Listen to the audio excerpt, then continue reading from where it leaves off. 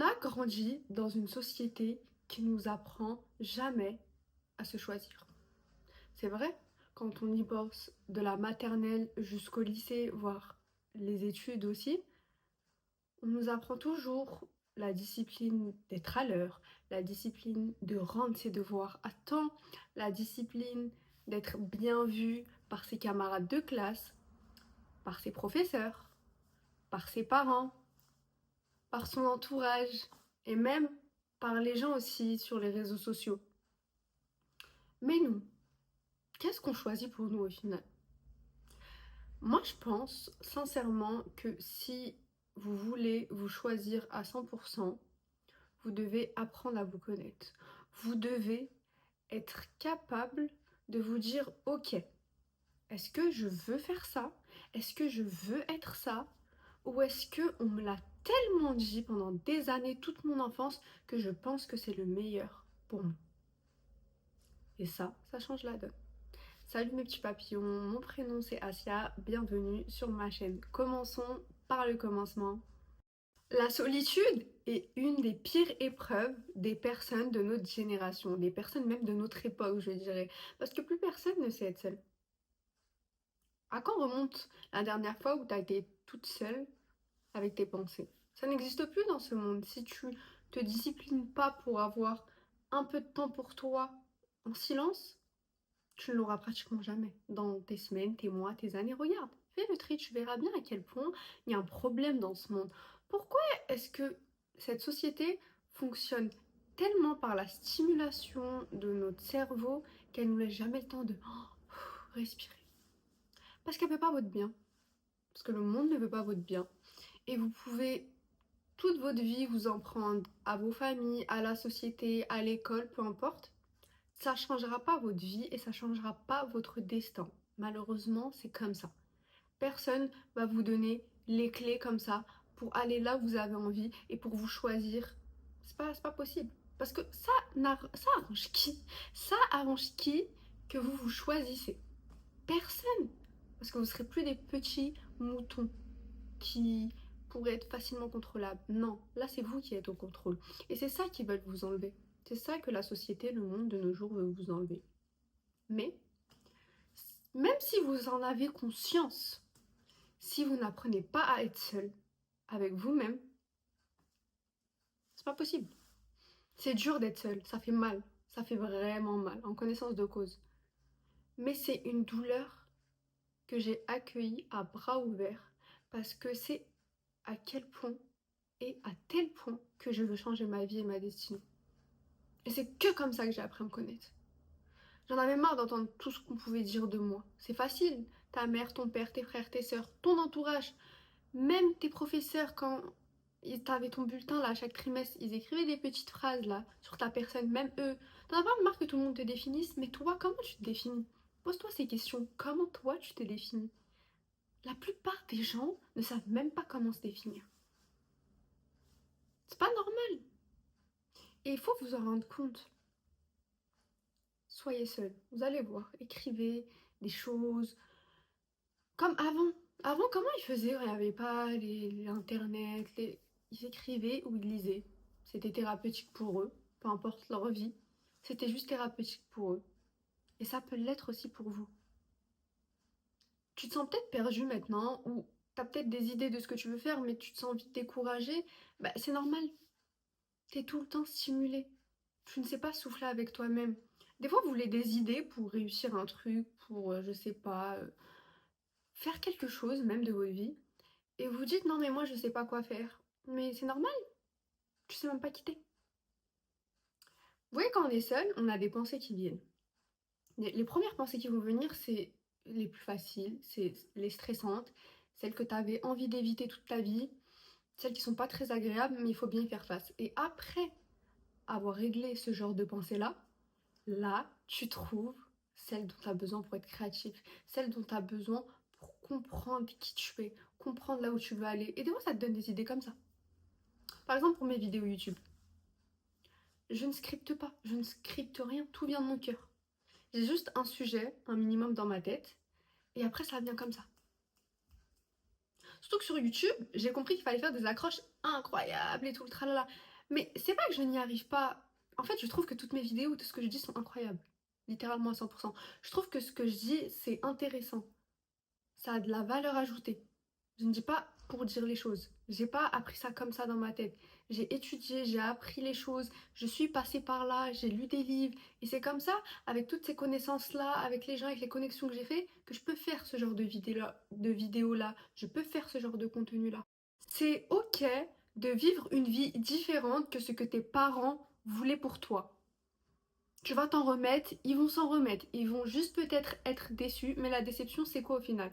C'est juste des attentes qu'ils avaient. Et ces attentes viennent d'où? De ce que eux-mêmes ont manqué à leur époque, donc ils le veulent pour toi, et c'est normal et c'est ok. Mais toi, qu'est-ce que tu veux pour toi-même? Écris-le. C'est quand la dernière fois que t'as écrit un petit peu? C'est pour ça que tout le monde pète les plombs. Vous savez, quand vous allez vous choisir, il y a beaucoup de choses qui vont se passer et il faut être prêt à ça.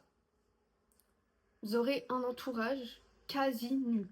C'est-à-dire que plus personne ne sera vraiment là. Parce que quand on s'en rend compte et qu'on sort de cette bulle, de tout ça, tout le monde n'est que superficiel. C'est que de la superficialité et c'est ok, c'est le monde dans lequel on est, il faut l'accepter. Mais les réelles connexions, avec un minimum d'intérêt commun, sont très rares, voire quasi inexistantes. Donc soyez ok avec ça. Moi, j'ai pas de problème parce que pour moi, chaque relation humaine est un contrat d'âme. Cette personne rentre dans ma vie et je rentre dans la sienne. On doit s'apporter quelque chose mutuellement, que ce soit une leçon ou que ce soit quelque chose de bien, me permettre peut-être d'évoluer ou peu importe, ou des opportunités. Et une fois que tout ça c'est fini, son objectif dans ma vie est fini, et ben, enfin, cette personne est censée partir de ma vie. Et pareil pour moi. Quand j'ai fini mon objectif, au revoir. C'est comme ça partout. Et soyez ok avec ça. Ne pleurez pas, ne soyez pas toujours déçus. Qui a encore le temps d'être mal parce que des gens ont quitté votre vie? Quand vous êtes né seul. Quand vous avez appris à compter, à lire, vous étiez seul. Quand vous vous êtes réveillé pour aller à un entretien d'embauche, vous étiez seul. Vous pensez que vous pouvez pas être un minimum seul? Vous allez vous refaire des amis, vous allez retomber amoureuse. Enfin, c'est ok. Ne détachez-vous de tout ça. Se choisir soi-même, c'est aussi beaucoup se détacher de ce monde matériel et des gens en général. Parce que tout le monde est trop focus sur du matériel. Alors que avant le monde matériel, on est une âme spirituelle qui est dans un corps physique qui va mourir un jour parce que personne ne reste sur Terre. Et c'est cette âme-là qu'il faut nourrir. C'est cette âme-là qui a besoin d'être stimulée. C'est, il a besoin d'avoir un objectif, de faire des choses, d'être un peu seul.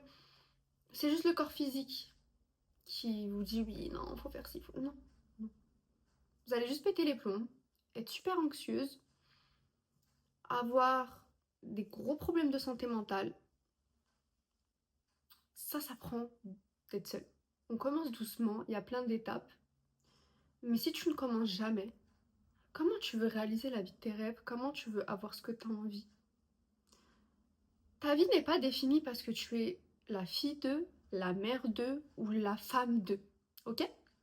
Avant tout ça, toi, tu es qui? Tu es quelqu'un. Tu es quelqu'un avec ses goûts, ses couleurs, ses envies, ses désirs, peu importe tes objectifs, aussi folles qu'ils soient, concentre-toi là-dessus. Parce que ce qui vous rend malheureuse, c'est de vous définir à travers les gens. Et la société, c'est ce qu'elle veut pour les femmes. Elle veut tout le temps qu'on se définisse par rapport à notre mari, par rapport à nos enfants, par rapport à notre père. C'est pareil, c'est comme ça malheureusement dans une société patriarcale. Je vais pas vous l'apprendre. Mais maintenant, de nos jours, tu peux ne pas laisser tout ça te définir. Ok? Tu peux tout simplement vivre ta vie pour toi. Un peu. Et même si t'es mère, être mère veut pas dire qu'on passe sa vie à que s'occuper de son gosse. Votre gosse, à un certain âge, il va faire sa vie. Et il en aura strictement rien à faire de vous. Et ça fait mal. Beaucoup de femmes le voient toute leur vie. Elles ont passé leur vie à être que pour leur gosse, à vivre que pour leur gosse, à ghoster leurs amis, les connaissances, leur entourage. Mais au final, qu'est-ce qu'elles ont gagné? Ok, le gosse il a bien grandi. Bah, maintenant le gosse il est parti faire sa vie. C'est tout. Et vous après? C'est-à-dire quand le gosse il part faire sa vie, c'est quoi? Bah, c'est pour ça que vous déprimez, c'est pour ça que vous êtes mal. Et s'il vous plaît, même s'il y a beaucoup la mode de toujours connaître ses traumas et les guérir, des fois non. On n'est pas des choses cassées.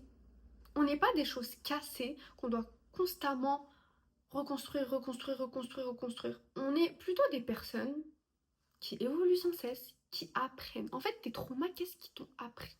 T'es pas obligé de te reconstruire de ça. Si t'es quelqu'un de sensible dû à ça, et ben c'est ok. T'es pas obligé de travailler sur ta sensibilité pour être ça. Tout ce que tu peux faire maintenant, c'est contrôler toi ce que tu fais avec ton énergie, ton pouvoir, ton être entier. Tu peux pas contrôler les autres, c'est pas possible. En fait, vous pensez que vous pouvez, mais c'est pas possible. Vous allez finir déçu de toute façon. Ok, on m'a fait du mal, ok, on m'a trahi. Moi, comment je réagis à ça? Comment je fais? Pleure si t'as envie de pleurer, sois en colère si t'as envie d'être en colère. Mais je vais pas passer mon année et ma vie à pleurer, à gâcher ma vie pour quelqu'un qui m'a trahi quand même. J'ai un minimum d'estime pour ma personne. J'estime que je mérite mieux. C'est comme ça que vous devez penser. Toujours vous choisir, toujours vous aimer plus que les autres. Avoir confiance en soi, c'est une chose. Mais la confiance en soi, elle est là, après des fois elle est pas là. Mais s'aimer sa vie. Quand tu t'aimes à un point, il n'y a personne dans ce monde qui va venir qui va te manquer de respect. Malgré qu'il n'y a que des bons points, si cette personne demain te manque de respect, bah, tu t'aimeras tellement que tu vas te dire mais attends, au revoir. Et vous allez dire non mais faut pas être comme ça sinon tu vas finir seule. Bah c'est pas grave, je préfère finir seule que tolérer des gens qui me manquent de respect. Parce que moi j'estime que je manque pas de respect aux gens. Et si c'est le cas, et que je m'en rends pas compte, je m'excuserai. Je sais me remettre en question. Les gens de nos jours ne savent plus se remettre en question. Qu'est-ce que je vais me prendre la tête pour ces gens-là? Tant que tu n'auras pas compris tout ça, tu seras toujours perdu, tu te sentiras toujours mal. J'espère que cette vidéo vous aura plu plein de choses. Je vous fais de gros bisous les petits papillons, on se revoit dans la prochaine vidéo.